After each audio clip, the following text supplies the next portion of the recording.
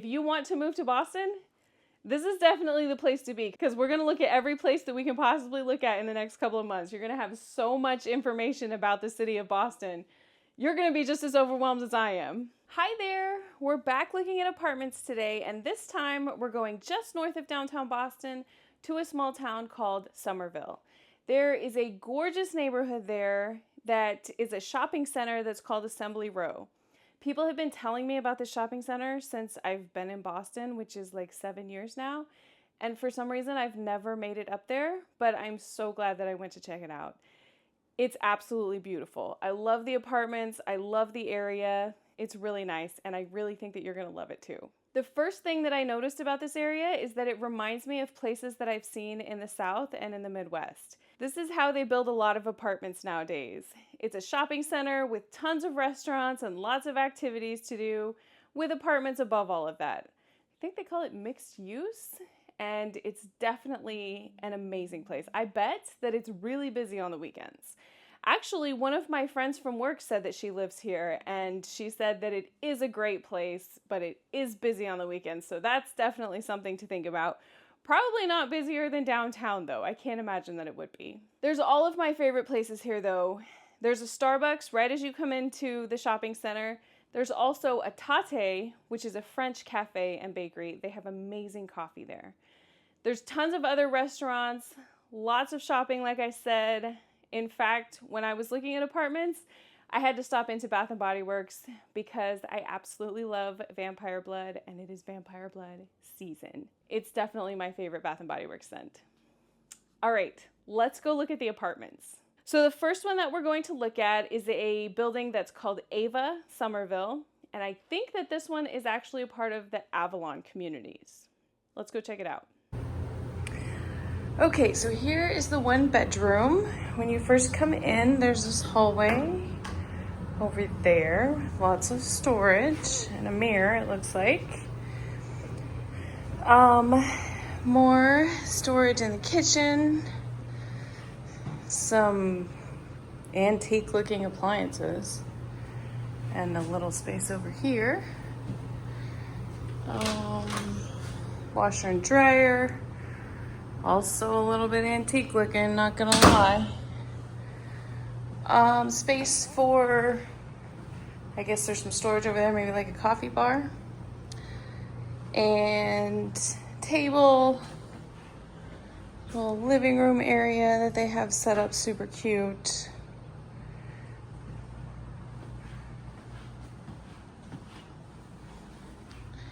Nice view of the shopping center outside. And then this is the bedroom. This is called a one bedroom, I guess, because these probably these slide. Oh, so that's interesting. I'm trying not to pinch my fingers in there. There's the bedroom.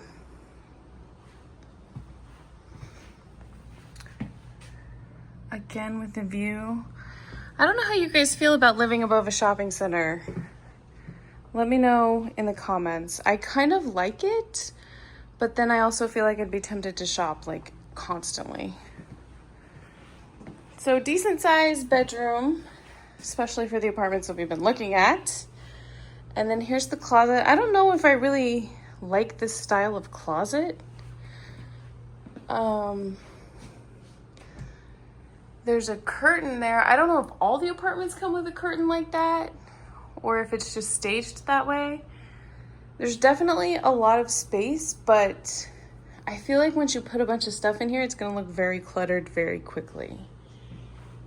I don't know if I looked at another apartment that was like this one or if I just did like a virtual tour, but I know I've seen one like this because it kind of freaks me out. Oh, that's a sliding door. That's not a pulley door. And the reason that it freaks me out is I don't like all of these barn doors, because if there's somebody other than you in your apartment, and even if you're in the living room with a sliding door here and a sliding door here and a sliding door there, No privacy. The sound carries whatever is happening in the bathroom everybody knows about. The shower being out here in the closet is kind of weird. And you better make sure that your windows are closed or that door is closed, because otherwise you're just walking out here in your birthday suit. Yeah, I don't know about that. Did we look at one like this? Maybe one of the first ones we looked at was like this. I think we did. God, I looked at so many apartments, I don't even remember. Another closet. One of my friends was asking me at work today if I was going to look at more apartments, and I was like, yeah, that's just what I do now. All right, so here's this one. Let me know in the comments what you think. I don't have in front of me how much it costs, so I'm gonna have to tell you later in the video. I don't know about this one. There's kind of some things that bother me. I mean, the appliances, that bothers me. Especially, it's gonna be about $3,000 a month because most of them are. That bothers me. The bathroom, the way that it is just a little bit funky. That kind of bothers me. But I like the area. I really do like the area. I wish that I would have come up here sooner. I've been in Boston for 7 years, and how have I never come here? This is why everybody talks about this place. It's really nice. So yeah, let's go see the next one.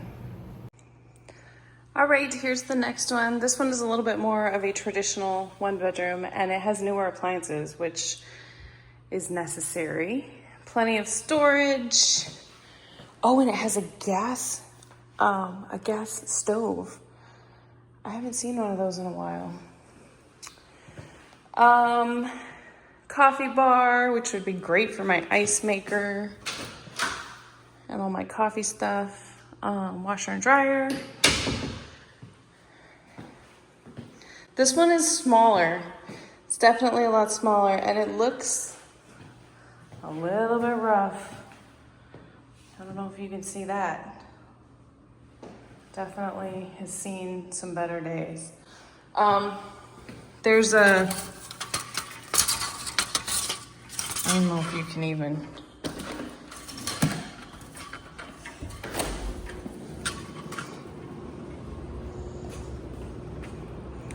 tiny little space.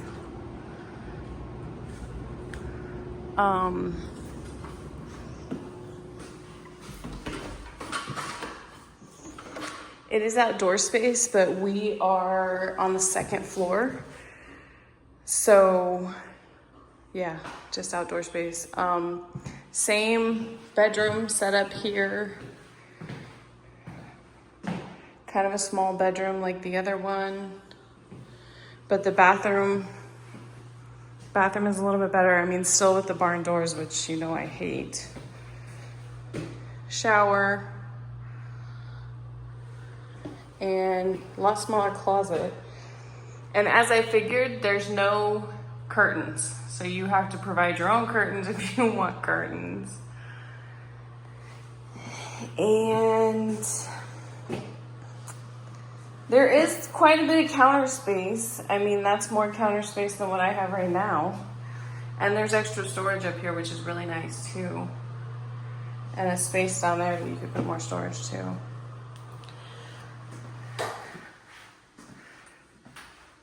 So yeah, what do you think? Could you deal with this closet? Would that be okay? Tell me in the comments, what do you think?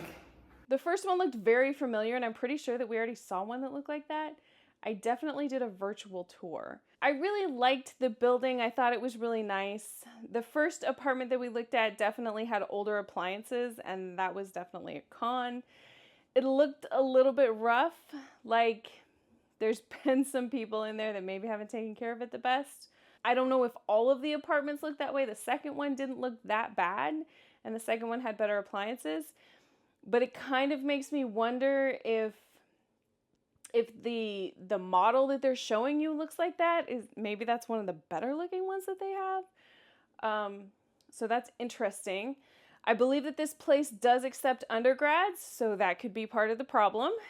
And for me, Being that I'm going to be 40 this year, I don't want to have to deal with that kind of stuff. So pros and cons, I mean, pros, it's a bigger space for less money than what you're getting downtown. Obviously, the pros are the shopping center, all the restaurants, all the things to do in that area. It's a fantastic area. It's cheaper than the places downtown. It seemed very quiet. Even though it was kind of busy outside, you couldn't really hear that in the apartments. So lots of pros to this place. The cons, you might get one with older appliances. You might get one that looks a little bit rough. Another pro, it's very close to 93, and because it's north of the city, it puts you even closer to work. I was talking to one of my friends at work who lives in this area, and she said it's 15 to 20 minutes to work. And that's even at like peak time. It's really not that bad. So that's definitely a big pro. Yeah, so there's a lot of pros here. I mean, one of the cons, I would say the biggest con for me is that it didn't feel like home. And that might sound a little bit interesting, especially if you're not somebody who's intuitive and if you're not somebody who has more of a feeling personality. A lot of people make decisions based on facts and logic, and I would say that definitely factors into my decision making, but really what I'm interested in is the feeling that I get when I step into this space. And to me, it just didn't really feel like home. So, having said that, let's talk about how much it costs. The first apartment that we looked at is 845 square feet, and it is $3,200 per month. The second apartment that we looked at is 533 square feet, and it is $3,008 per month. So what do you think? Would you live here for that? Let me know in the comments. Okay, so the next place that we're going to look at is called Revolution at Assembly Row. Let's check out these apartments. All right, so first place is a 1-bedroom. This one looks really nice. They have it all set up as like a model unit, but it's absolutely gorgeous. The closet is massive. I mean, have you seen a closet this big? And it comes with all the shelves and stuff. The bedroom is good size too.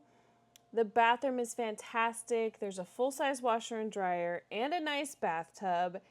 And look at all this storage. Like, oh my God, I haven't seen that much storage since I lived in the Midwest. Okay, so here's the second one. This one is not set up like the other one is, but it is absolutely gorgeous. I like the white countertops in this one way better than the other one, and there's plenty of room in here in the living room for my living room setup plus my desk. Very nice. Again, with the massive closet with all the shelves and a great sized bedroom as well. There's just the one skinny window in the bedroom, but I don't really think that would bother me too much. Massive storage again in the bathroom, and I love the countertop. I love the fancy mirror, and this one only has a shower, which is unfortunate, but it does have a full-size washer and dryer, which I love. All right, so the pros for this building is it was definitely a lot nicer building. It looks newer and like it's a lot better maintained. The common areas looked very nice.